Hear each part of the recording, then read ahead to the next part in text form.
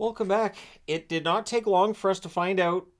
At least I think this is why the Arizona Coyotes are terminating the contract of Alex Galchenyuk. The timing would seem to match up.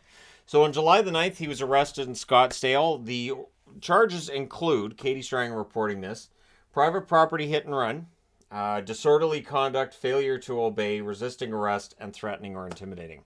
So we don't know the whole situation, but those charges are substantial.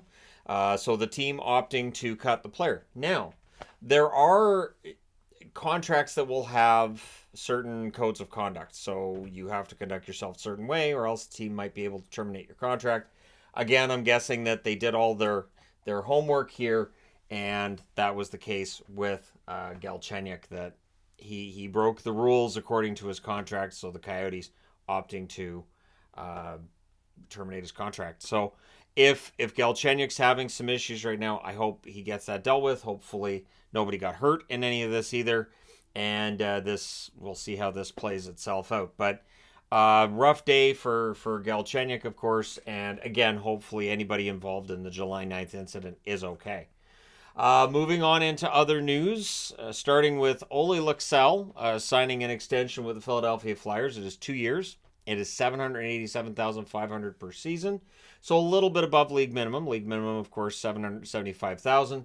Luxell, 23 years of age, got into 8 games this past season, had 1 helper in those 8 games, and so we'll see how many points and how many games he has this season coming up in the National Hockey League.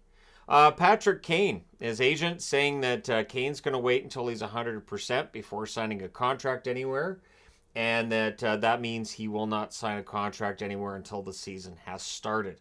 So it's a 4 to 6 week recovery period for Kane, and that means that October to December, somewhere in that region. The one thing is it will limit the number of teams that can actually make an offer for him. His agent as well saying that, basically a lot of teams would be interested in him. I'm not sure that's the case. The one thing I do wonder too is that his play this past season was not at a level we normally see it. The hip was said to be bothering him. Kane disputed this, but it'll be interesting to see if after he's recovered from this injury, is he going to be the old Patrick Kane? Is he going to continue to fall off in the production realm?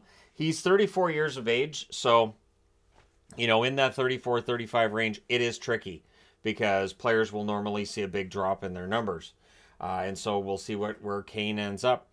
Tristan Jarry, when being interviewed about re-signing with Pittsburgh, sounds very enthusiastic about being a member of the Penguins and staying there. And he's saying all the right things. Really, with Jarry, he can be a very good goaltender.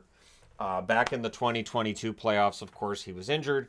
And then playoffs, I want to say 2020 at a rough time, but at any rate, the Pittsburgh Penguins need really good goaltending in the playoffs. They also, of course, need to reach the playoffs, which they did not in 2023. And so we'll see if Jarry is able to rediscover his game and again stay healthy for a full season. That's really important if you're the Penguins. So one report that we've honestly been waiting to see if it's going to be released by the National Hockey League is the one that looked into the sexual assault allegations against Team Canada, the 2018 World Juniors, and that investigation could be released in the coming weeks. Now, I've seen some complaints that they waited until after free agency is done and some of the trading is done. So basically when people aren't paying as much attention, it's that Friday afternoon news dump kind of thing. So don't be surprised if it's released on a Friday afternoon either. The idea being that people are off on the weekend, not paying as much attention to the news. You want to release upsetting news, do it on a Friday.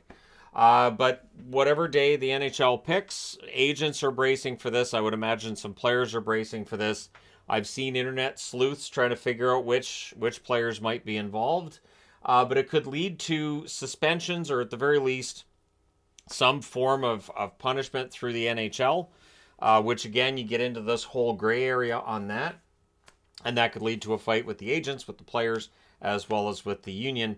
And the call basically being that would be defamation. So if your name is attached to something that there wasn't a criminal charge on, it could really negatively impact your career. And so, yeah, it'll be interesting to see where this one goes. So the NHLPA could be busy over the summer if they decide that they want to get involved in this Galchenyuk situation.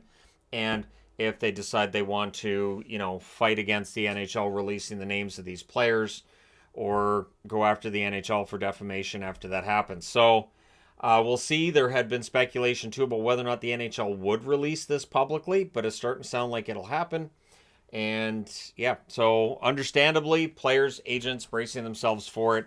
I would imagine some GMs are as well. And again, the internet sleuths going through and deciding who is or isn't involved. And again, the part that I find interesting is people will go, well, this player's denied it, so, we'll put them off to the side. Well, of course, everybody's going to deny it. That's just that's the way it works. But anyways, we'll see, right? So let me know your thoughts in the comment section below as always. Don't forget to hit like and subscribe if you're browsing your way through. You just happened upon this video. Thank you guys so much for watching, for all your support. I will talk to you again soon.